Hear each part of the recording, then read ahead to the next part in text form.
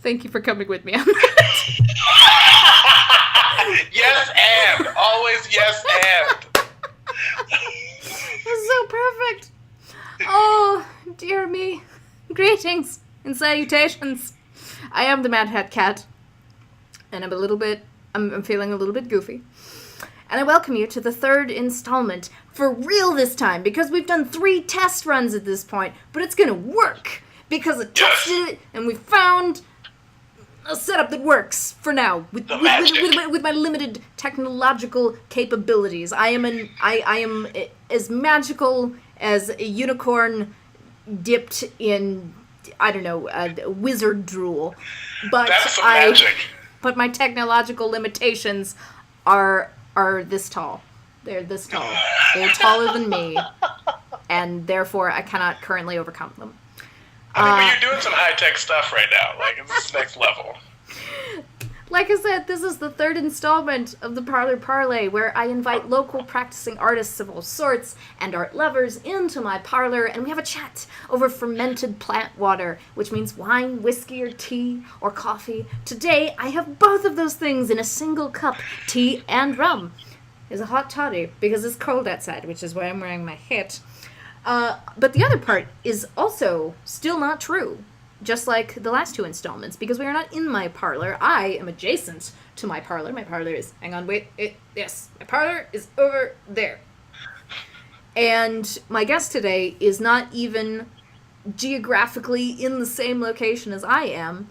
My guest is based in Chicago currently, although we briefly crossed paths, not like ships in the night, but like people in the same bar who were on opposite ends of the bar, and one person gestured really over exuberantly and spilled beer across the room, and the other person got flicked a little bit with it, and I'm like, what? Why'd you flick me with beer? I mean, I guess if you're happy, good on ya! And then we never saw each other again. And his name is... Nik Whitcomb. That's actually how most of my interactions go. Like, I usually just spill drinks on people and then never talk to them again. Yeah, this is Nik Whitcomb. Like I said, we were briefly in the same theater department at Creighton University, and then I never saw him with my own 2 eyes again.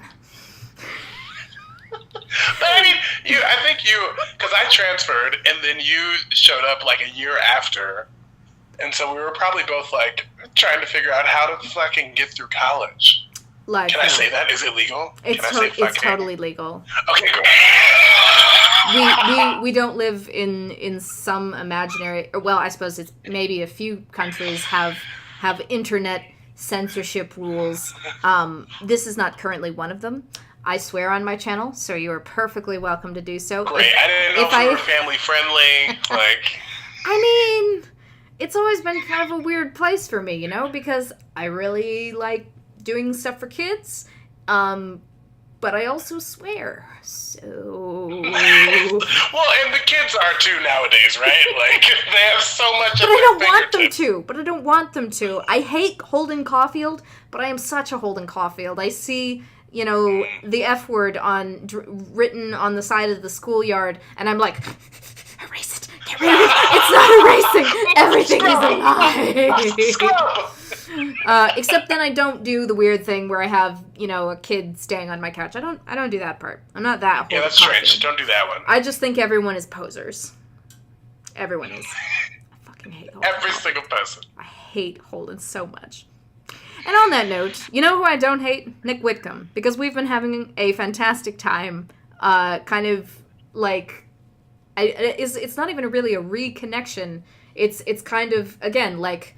tracing back the trajectory lines of those splashes of beer back to their point of origin, and this guy's the point of origin. So through our test runs today, we've been having a really great time talking to each other, and now I'm just like deeply saddened by the fact that we are not in the same geographical location, because we seem to get along really well. We have we've been riffing. We've been riffing, you guys. It's and banter. So, it's like strong banter. Like, I'm sad you guys don't get to see everything else that's happened, because it's been great. And I don't even get to see it later. I just have it, like, in the recesses of my mind, and memory is imperfect and terrible. But because some of these recordings that we've done, apparently, Google doesn't allow internal audio recording anymore. So, fine. I'll just try to recreate these brilliant moments in my mind, or, try to make it into a stage show someday. I believe in us because we're creatives. It's true story. It's pretty good. It's been pretty good. I would really like. I know that I said it already, but it didn't get said for this particular run.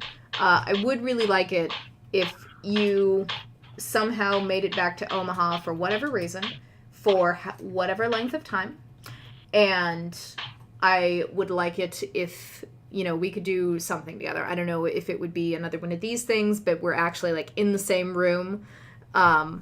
Or, I don't know, maybe, like, I could say, okay, I'm going to go up to my attic. Well, not attic, but dormer. And I'm going to record from there. I'm going to put you down in the game room, and you're going to record from there. And then we're going to pick up our phones at one point and, like, slowly converge until we're in the same frame. And then I think reality might actually, like, implode once the converging happened and, like, the screens matched up. And it's just... That's internet goodness right there. That's how we go viral. On that note, I did say that I was having two kinds of fermented plant water. What are you having in your podcast? Yeah.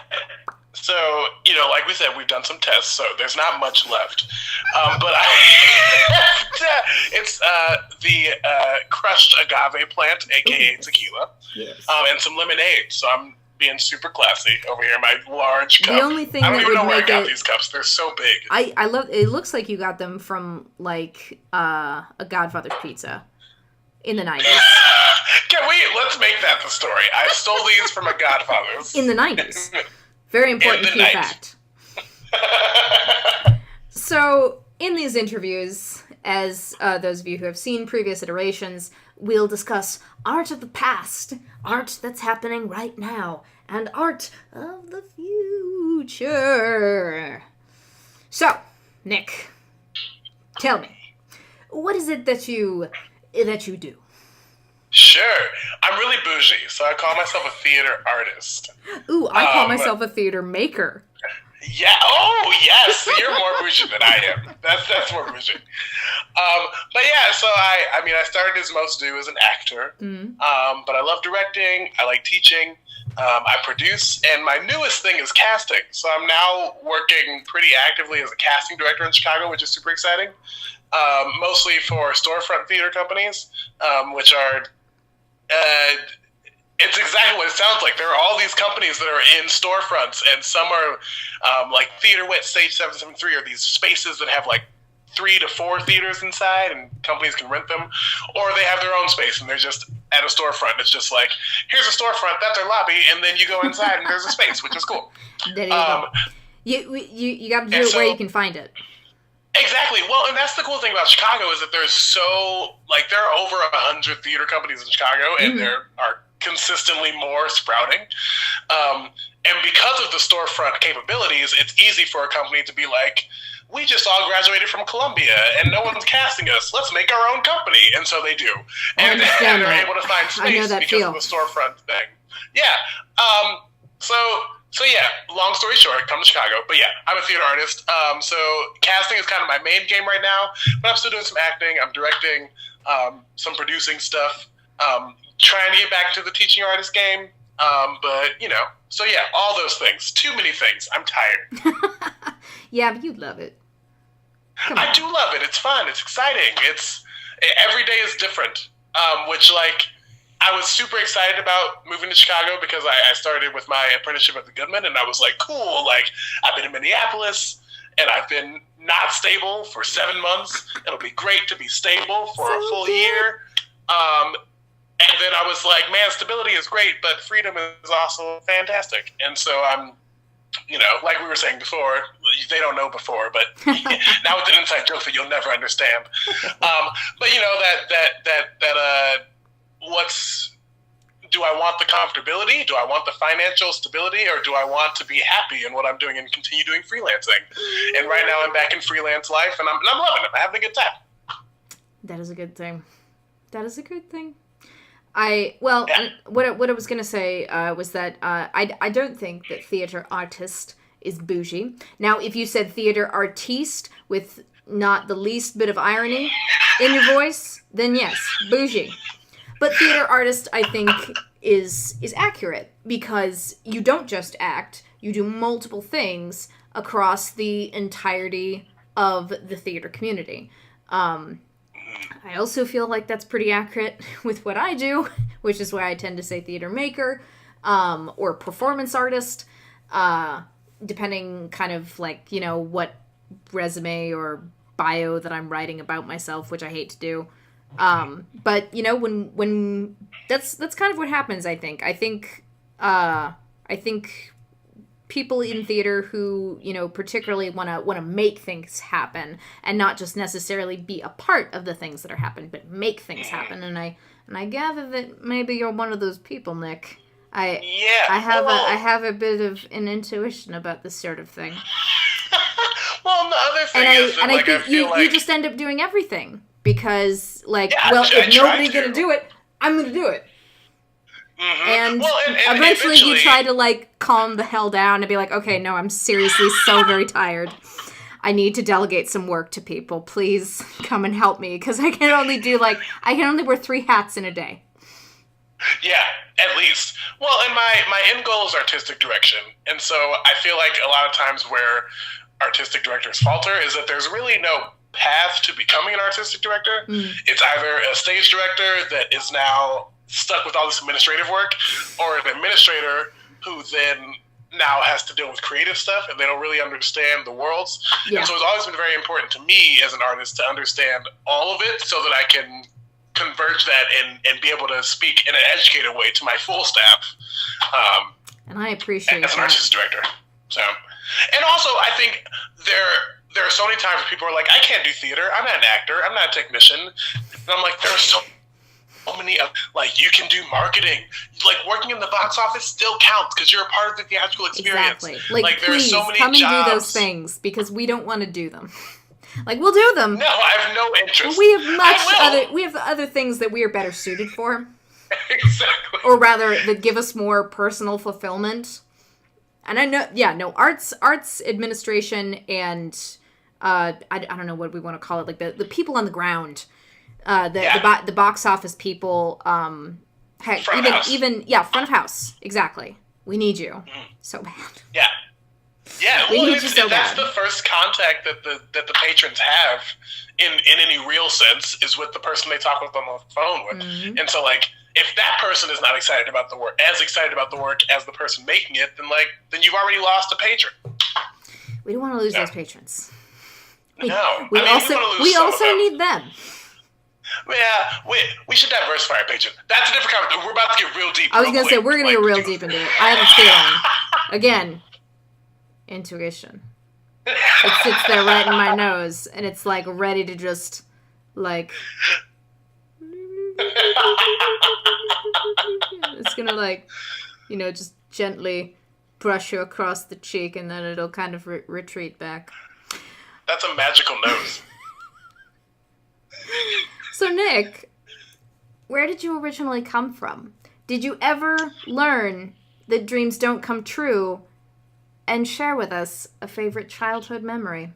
And if you need me to remind you of any of those things that are for some reason all one question, I'm sure that I had a reason for making them all one question instead of 3 separate questions.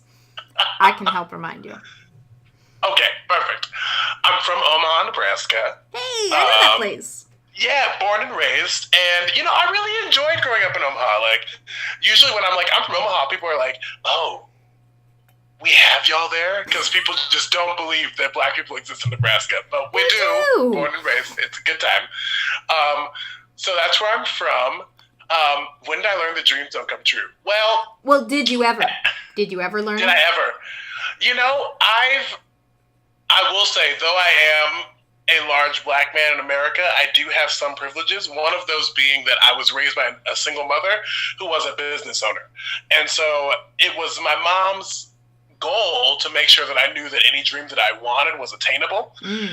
But But then looking at the world that we live in, like, there's the dichotomy, right? Because my mom is like, yeah, get what you want. And the rest of the world is like, no, you can't have nothing. And so, like, it's this interesting thing. I'm sorry, I didn't mean to interrupt. I was just like, you know what? Reject the world reality, replace it with mom's reality, because I love mom's reality. Oh, for sure. Like, I'm an only child. I am very gay. And so I love nothing more than my mother. So that is, her reality is always the one that I go by. And I thank her for having that reality, because she had a lot of dreams. My mom wanted to be a doctor.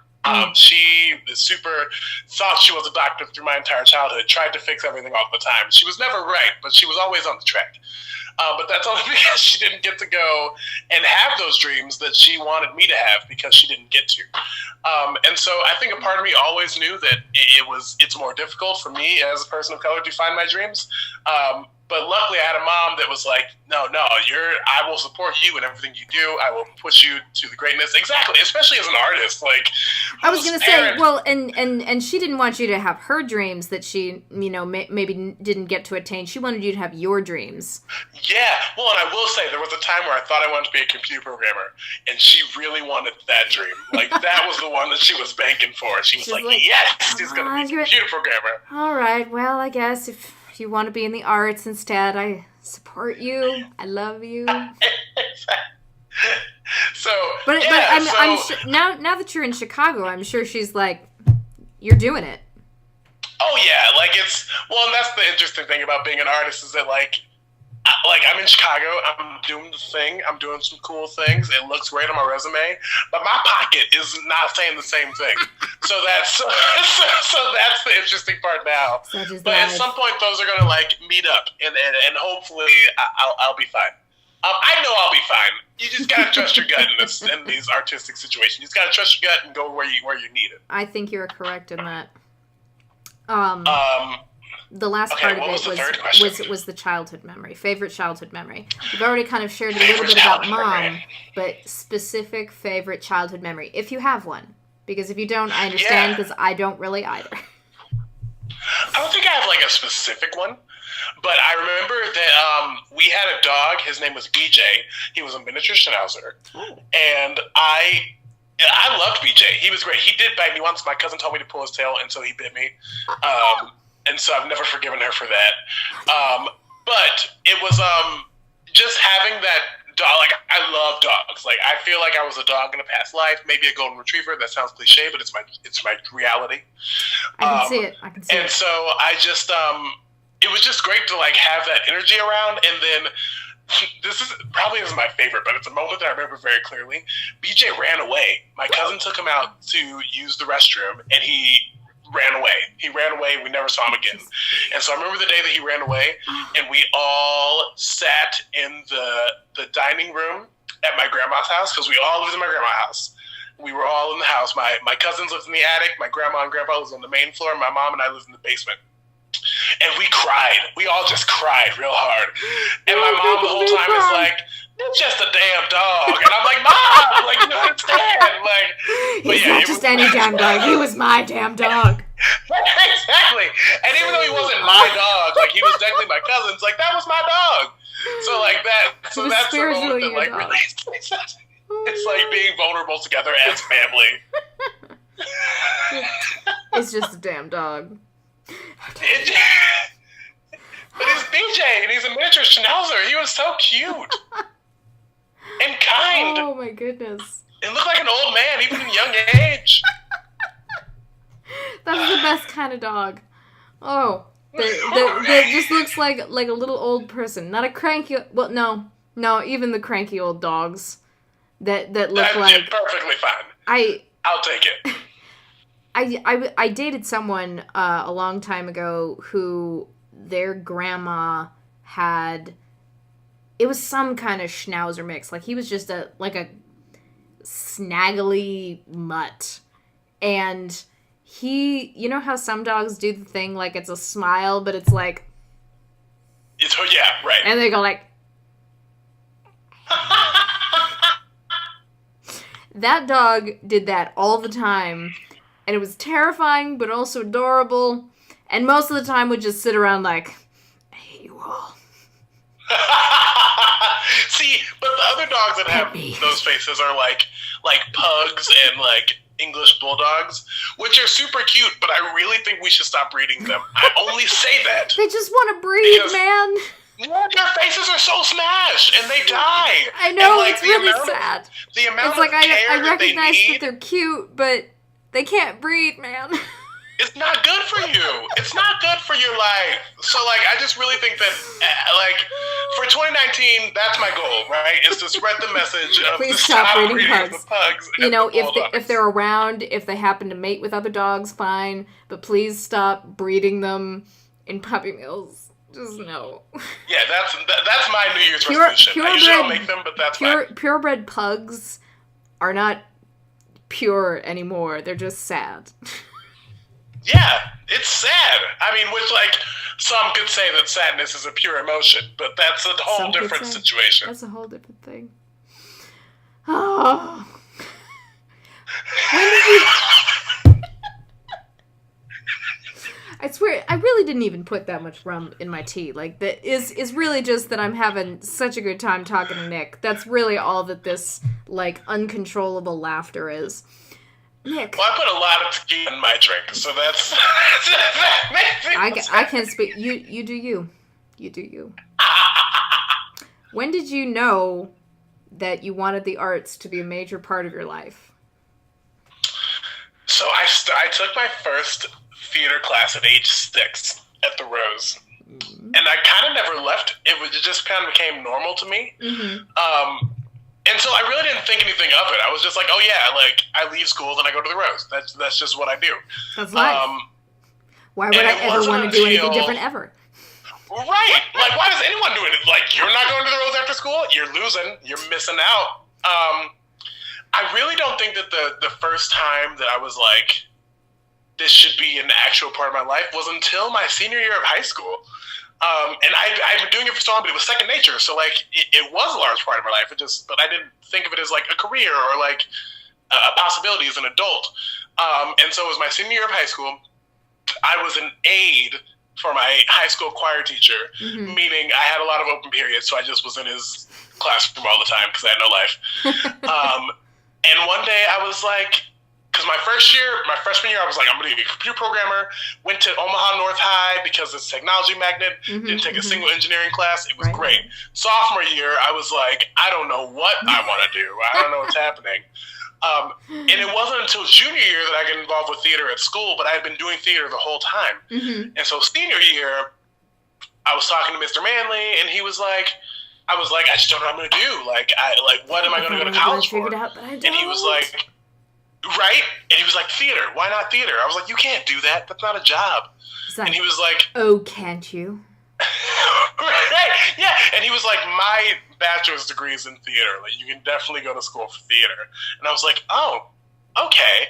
And it wasn't until that moment when I was like, yeah, I think I have to. Like, I think I have no other viable skills. I think that this is, like, really the only way that I'm going to be successful is if I do this theater thing. And so it was both very early, like from age 6 when I never turned back, but also very late because it wasn't until senior year when I was like, crystallize.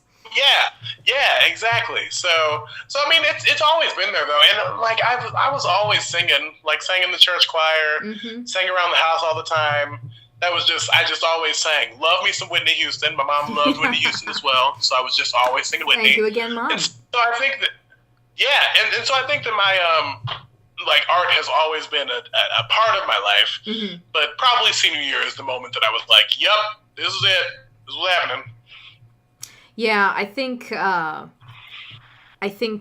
that's I've never really thought about it before. I've asked this question a bunch of times now, and I'm like, how did I get into it? I have no idea. Anybody know? Anyone? But I started singing from a really young age, and I got into the real choir. I don't know how many years early off the top of my head. All I know was that I wasn't supposed to be in there, but the choir director wanted me, and so I was. Because she has a great voice, y'all. I remember, I think the first time we met was it Spitfire Grill auditions? Maybe. Yeah. And yeah, she sang, and I was like, that's great. And I'm still a little salty that she was not Percy, but it's fine. Oh my god. I'm gonna take this moment to go and fetch the battery for my phone because it's gonna die. And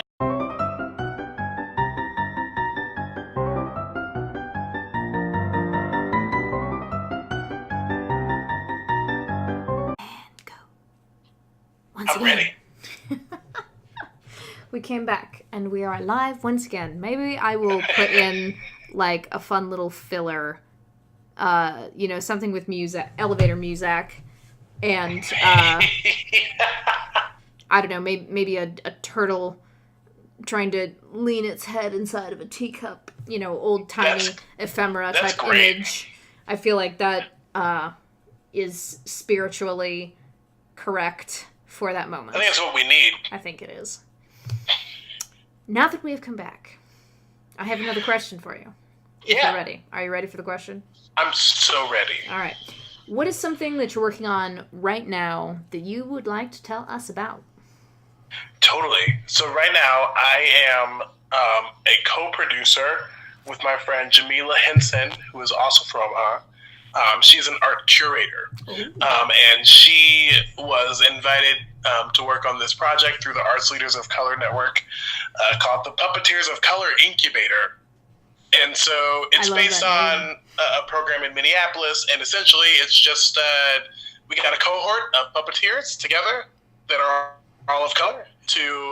We gave them some money and some workshops and some individual resources to build their pieces and to kind of learn about who else is in this field and create a network and create a fun cabaret that's going to be on December 10th. Loving it. But it's been very cool to just work on that because I'm not a puppeteer myself. I've done some puppetry work, but Jamila was like, "You perform? That's the same thing, right?" I was like, "Not quite, but close enough. I can produce it. Like I understand enough about it that I can answer questions that you won't have answers to."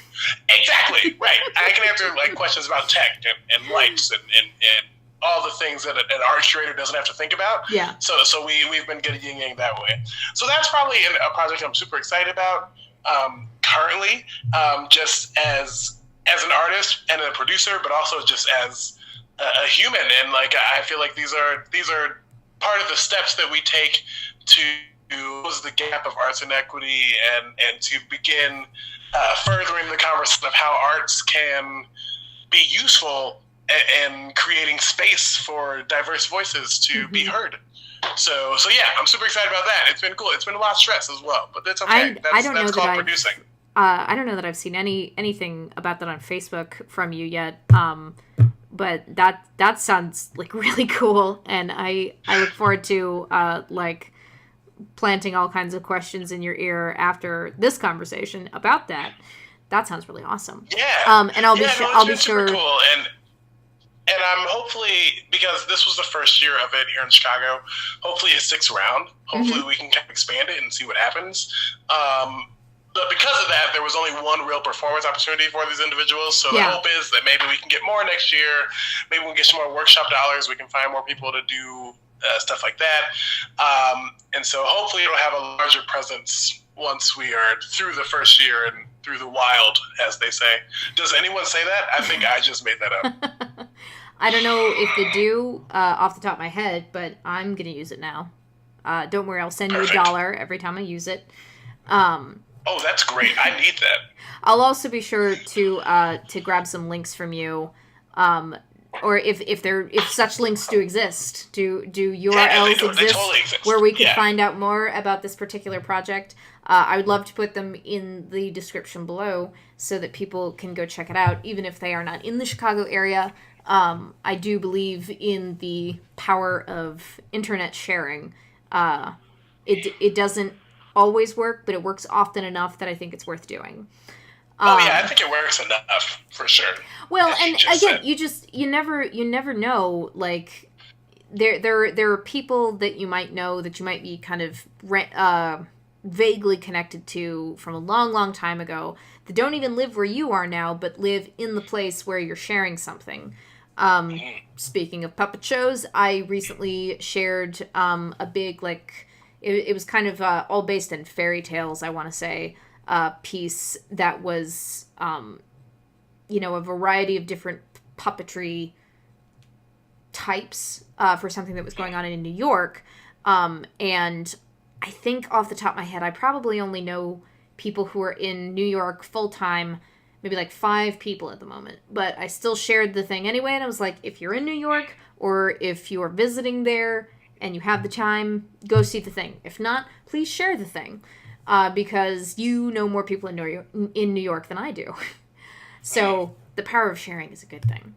Yeah, well, and the very interesting thing about the puppeteer cohort to me was that, I was expecting, a bunch of theater kids, some, artists that were I want to learn what a puppet is to, apply. Right. But we ended up getting some applications from professors and from people that are, teaching improv at Second City, people that have been making puppets for their career. Right. That were I've never seen a space for people that look like me that also make puppets. Yeah. Of people who are no, I actually build puppets as a hobby or as part of my career. Yeah, I've been doing this for years, but there's never been a space that specifically calls for people of color that also make puppets. And I was like, wow. Now there is. Who knew? Who knew that was a hole that needed to be filled, That's so specific. It's so niche, but it makes sense. So, it's been great. Fantastic. Random palette cleanser question. Do you have a favorite board game / card game?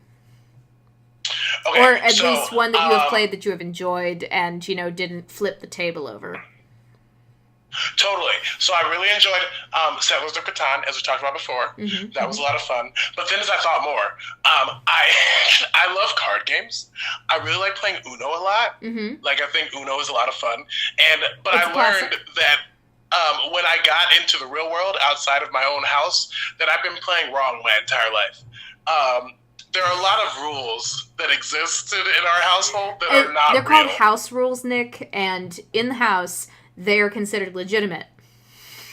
So here's something savage, right? So if the card has the same number or the same face, but was a different color, you just had to make sure that the right color was on the bottom. Oh. And then you could play all the other cards. And just so that means if you so if you but you had to lay them all down together. Oh, so if you had so you can only 3 play draw them as, twos in your hand, as one play. Nope. No. If you had 3 draw 2s in your hand, and the color was red, you take the red draw 2 and put that on the bottom. You put the rest on top, and then you're draw 6. Our house was savage. There were many times you would end up with you would end up holding a deck in your hand because of the amount of cards you have to draw. It was ridiculous. And in our house, that sounds a lot like my house, actually. You just had to start with any odd number. So you could start with 1. You could start with 5. You could start with 13. You could start with 27. You just had to start with an odd number. See, I've never heard that one before. Oh, yeah, that's not specific. Real. That's not. No one should play like that. That's not how you play Ludo. I love it. Well, see now, if we ever do, end up at the same city at the same time, I'm gonna have to make sure that I bring along. Oh no, brain, come on. I love that game. I had it in my mind, and I can see the pack. It's purple, and it always starts with a base rule, which is you play a card, you draw a card. Flux. That's what it is. Flux with 2 X's. I think you would enjoy that game because as the game goes on, you can lay down new rules, but everybody can play them. And it just kind of gets more and more and more and more complicated. Yeah. It's a lot of fun. I can't believe it took me that long to, I can see, the original pack. I have a couple of different versions, but I can see the original pack in my mind, and I was just and the name of it is It's that hot toddy. It's the alcohol. Just blame the alcohol. Oh my goodness. Like Jamie Foxx. Okay. Ruined Annie, by the way. I just wanted to say that out loud. I wanted someone to know how I feel about Jamie Foxx and Annie. I call it Kokandy Annie because it's our Kokandy Wallace. And if they cut all the music in Cameron Diaz, would have been a great family film. I have to interject here, and we'll see if this makes it into an outtake or if it will just stay in the original video. Even though I have presumably turned off all app notifications, I just got a message from, I think it's like OMG, and it's some kind of game integrated into Facebook thing. They just sent me a message on Facebook Messenger that was like, will you be pregnant, married, or dead? I don't remember exactly what it says. I'm like, none of these things, go away! I don't want any of these right now. I didn't ask for any of this. I might just keep it. I don't even think I'm going to blur that one out. I think it's just going to stay. Yeah, well, that one will just be there. I think it's just going to be there. I will blur everything else out because they do have, they're like Facebook notifications with people's names. But this one I'm like, that's just going to stay there now because of how much I was like, no, go away! Is there anything about your life or your work that doesn't immediately come across to people that you would like them to know about? Sure. I smile a lot. You do. Which I think will, like, lead people to think that, like, things are always like, yeah. But, like, and part of this job is, like, not knowing. That's the part that kept me in Omaha for, like, so long. Because for a while I was like, I need to leave Omaha, at least for a bit. Like, the goal is always to come back to Omaha to, like, advance what we have there. Yeah. Oh, my God. See, I love you so much because that's, like, exactly my life. Yeah. Please continue. Because, you know, we need to. You need to get back. Please continue. But for so long, I was kept at home because I was like, I don't know, like, stability, blah, blah, blah, blah. But then I was like, you know, gotta take the leap, gotta do it. And that comes with a lot of anxiety. And, like, I've always been a very anxious person. My mom always knew I was very anxious. But I was always like, no, I'm fine. Like, I just can't sleep before exciting things. And, like, you know, I just feel a little shaky all the time. But then once I was in Minneapolis and the first time, I remember specifically, it was the first time that my bank account was like, we're in the negative. And I was like, oh, no! And I developed canker sores. I had canker sores in my mouth, 2 separate ones. Oh, no. And I was like, where did these come from? What's happening? But I was also just very stressed about money and everything. And I was like, oh, that's what's happening. I'm literally, like, developing ulcers in my mouth. Oh my God. See, no, I totally understand this though because it happens to me too. Yeah, and so, like, I think that was a time when, like, and I made a big Facebook post about it last year, around this same time when I was like, anxiety and mental health in general is a conversation that we don't want to have. A conversation that we think that we want to keep behind closed doors and we hide behind, but we're all dealing with it. Like, I don't know if there's a single person in this country that can really say, I mean, unless they're like a cis white man that's beautiful, that could really say that they don't have anything to worry about enough. That everyone's mad at them. And Exactly. I say that like with like my natural amount of empathy that I cannot get away from, but also a little bit sardonically. Like, it's both. Yeah, it's like, totally. I do understand what it's like to be born into all of these things that you cannot control and have everyone be mad at you. You didn't actively do anything to this. But also, like... right. Well, like, it's both. It's both. I feel both things. Like, I'm making fun of you, and I want to give you a hug. I'm hugging you while I make fun of you. That's what's happening here with that. It's all happening at one time. It is. I can multitask. I'm an artist. But yeah, so that's I think a big thing for me is that, like, I have, like, I'm pretty anxious pretty consistently, like, round the clock, year round, all the time. It's just how I live my life. And I've learned coping mechanisms. I've learned ways to kind of, you know, calm myself down or whatever.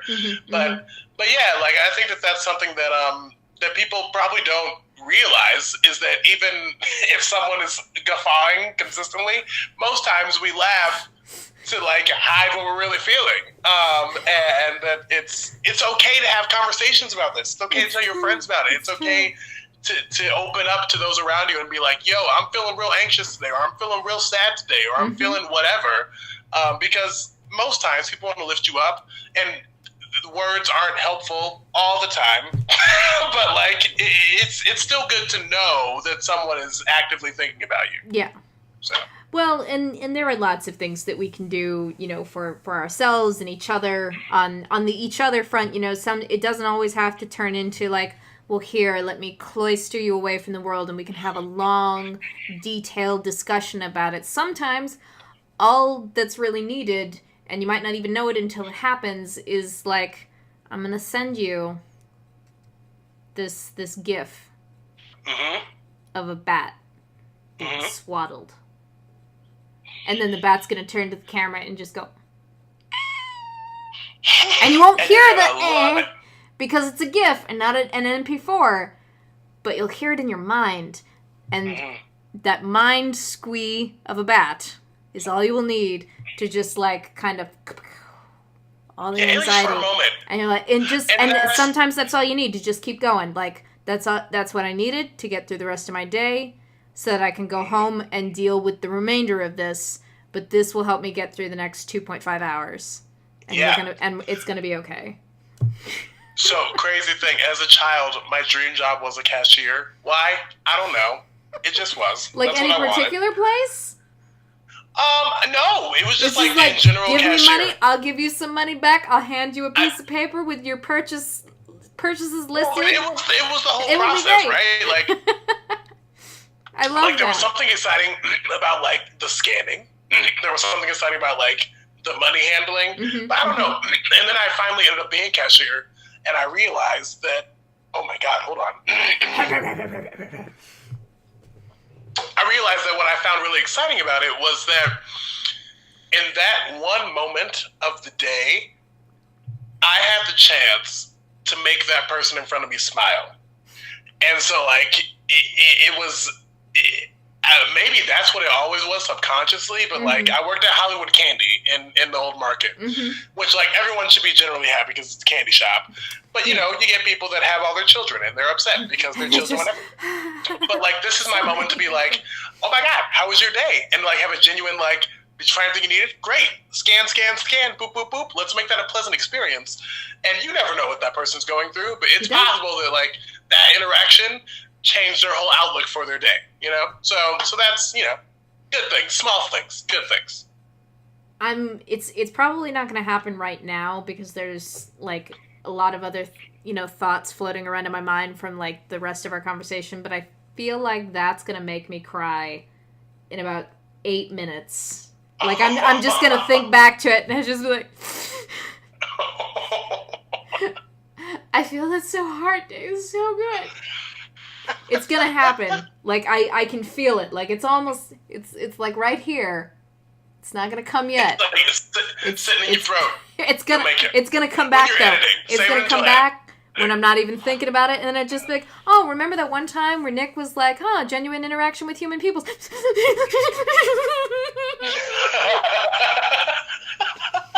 I swear that's what's gonna happen.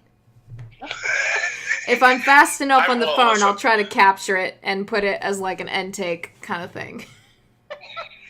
As long as they're happy tears, not sad tears. It's like a little bit of both. You know, we were saying about what was it? We laugh because we're sad about other stuff. Oh, I know what I was thinking of when you said that.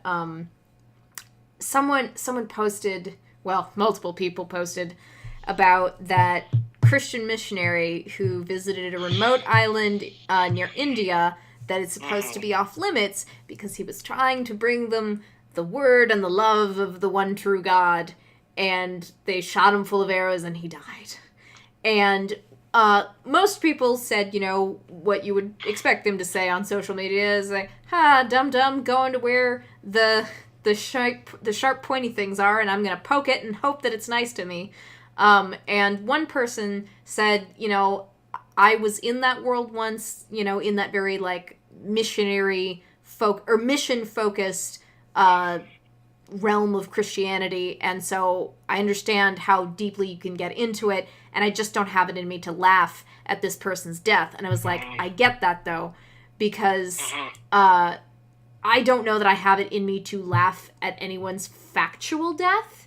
If this were an Onion article, I would be like, that's hysterical! I'm laughing because I sense an existential pain from the satire's, inspiration. Because that's what Onion articles mostly are, is they are a satire of real life, and you're like, that's hysterical, but also it's a little bit too true, and God, where is anything in life? Why? What? Anything? No. And, yeah, I swear that I had an endpoint to that thought. I think it was just that we feel the existential pain, and so we laugh.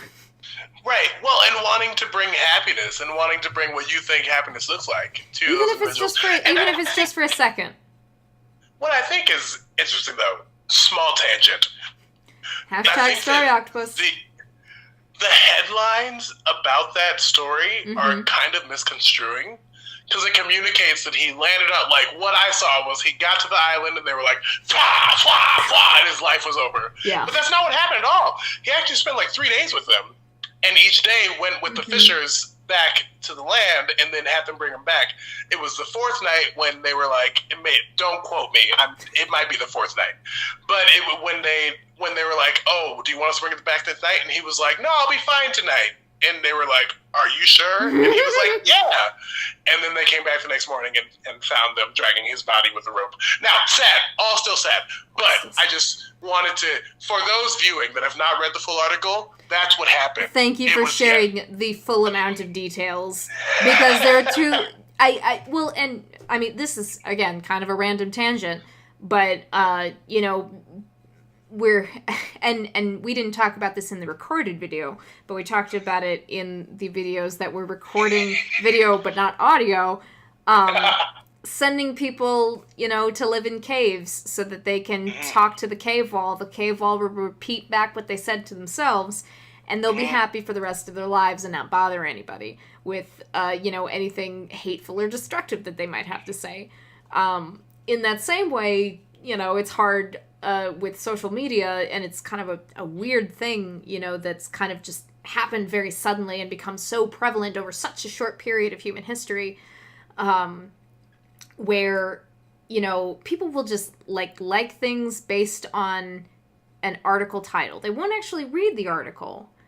And some people, I think, do that. They'll be like, well, it's from the Washington Post or the New York Times or the Guardian. And generally speaking, those are pretty trustworthy news sources, so I don't actually have to read it. I'll just hit the like and move on about my newsfeed.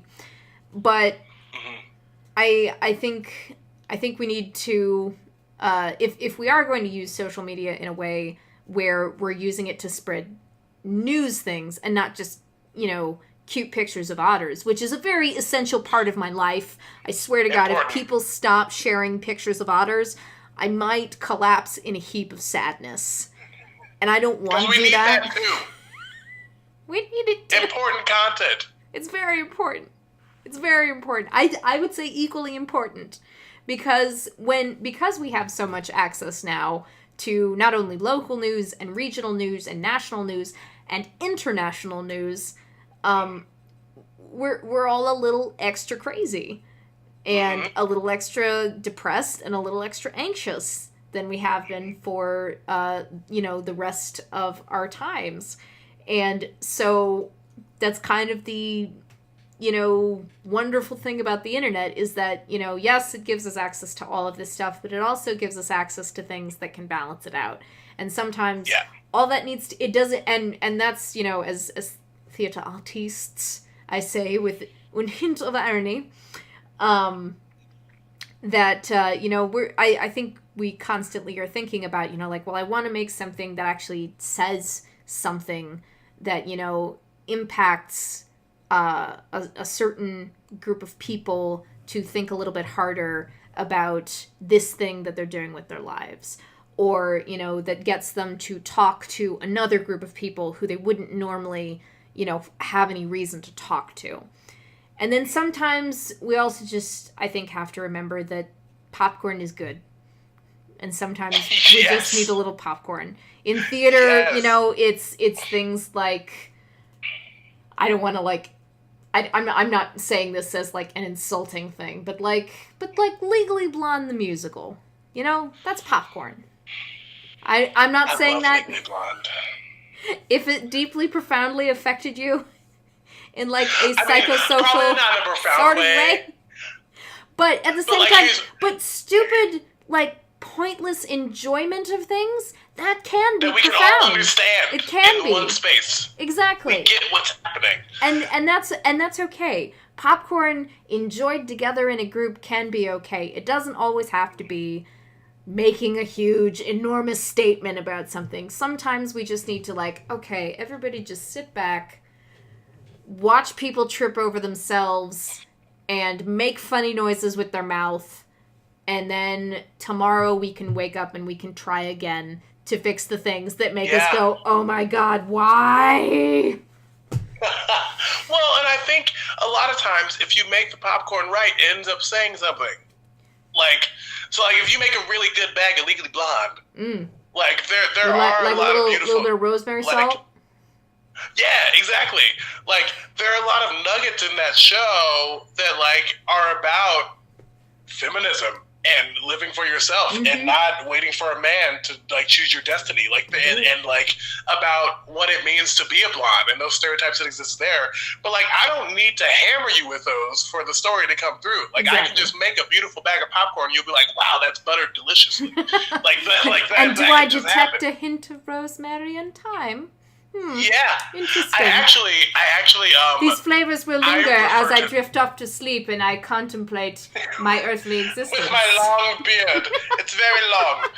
But I refer to Legally Blonde oftentimes as a perfect musical, only because it's one of the few musicals in the canon of musical theater that actually uses every song to advance the plot. There are, like, months of time that happen in every song of Legally Blonde, which is quite impressive. So, and there's no song to just, like, here, let me describe how I feel in this moment. It doesn't have anything to do with what happened before, and it doesn't have anything to do with what's about to happen. It's just a thing that's happening now.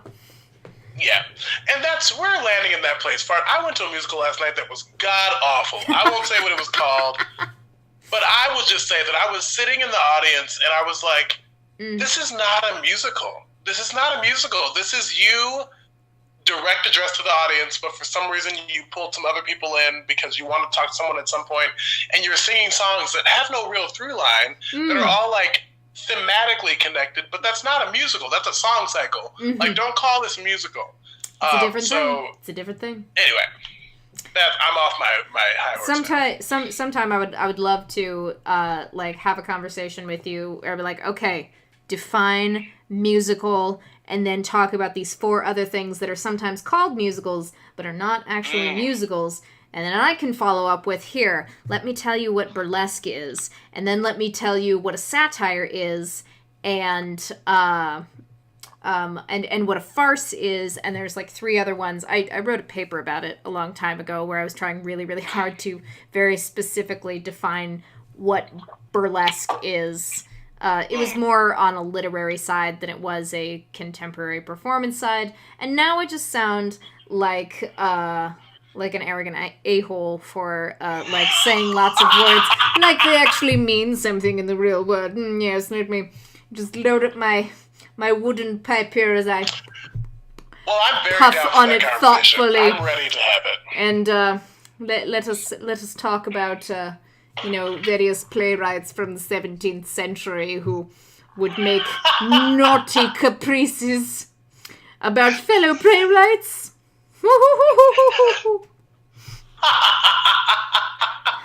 On that note, I'm ready. Another day. On that note of me thoughtfully puffing on my pipe and talking about naughty caprices, is there anything else that you would like to plug before we sign off? We've talked about the Puppeteer. Tell me what it's called again. The Puppeteers of Color Incubator. Incubator, that's the word I was looking for. Yeah. It's great, right? Okay. Is there anything else that you would like to plug? So I'm an artistic associate with Kokandy Productions, a musical theater company in Chicago. Okay. We'll have 2 shows coming in 2019, so stay tuned for that on social media if you want to come to Chicago. I work for PR Casting now, which is a TV and film casting agency, which is very new to me, but it's very exciting. So that's a cool thing that's happening. Immediately coming up, I am in a production. It's a play production of The Nutcracker. It's at a company called Mudlark Theater, and their whole thing is about essentially challenging their students to be great. So they don't choose material based on, oh, what can kids do? It's like they closed their last season with The Tempest, with all children. Oh my God, yes. And most of their work is devised and about like social justice issues, which is super cool. So that's running beginning of December through like December 7th through the 22nd in Chicago, in Evanston, actually. And then I'm also directing for a company called Collaboraction, which is a company in Wicker Park here in Chicago that is all about expanding the voices of Chicago artists and what it means to be a Chicagoan from like all the corners. It's the Encounter series, and it's a piece called When the Snow Melted in Chicago, when the snow melted down in Chicago. And it's about what all these people found when the snow melted, and it varies from a used condom and a cup. That's got to be in the it's list. It's thrilling. Yeah, exactly, yeah. So that's super exciting too, and that's in January. I'll send you those dates. They're like scattered because it's a festival. Yes. I'll go back through and like make a list of everything. And if you have a website or anything that is specific to you or to any of the people that you were working with, then I will also put that in there. Amazing. Thank you so much for agreeing to do this with me. I had so much fun. I remember when I said it's like here. It's like right about here now. Oh no! So I'm like feeling it come. I'm like, Nik is just such a nice person, and I'm really really excited to like maybe talk to him some more someday. Yeah. So thank you again so much for doing coming this. on. Like I said, like it's there aren't many conversations about what artists from Omaha either still there or gone or doing, because I think that Omaha ends up in this like siloed space of like we make work and it happens and we do it, but we don't take time to celebrate that it's happening.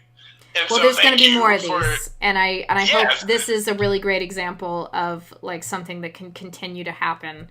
This celebration and exploration and something else that ends with Asian, because I like to list things in threes. I hope that there can be more of it. And I've already said it like 3 times, but again, thank you so much for doing this with me, and we'll see more of what you have to do in the future, and maybe we'll have you back again for something else. Yeah. Someday. Maybe, possibly, yes. Maybe I like being back.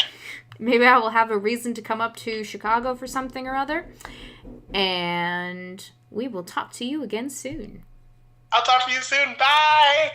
Yeah. The song is ended, but the melody lingers on. You and the song are gone, but the melody lingers on.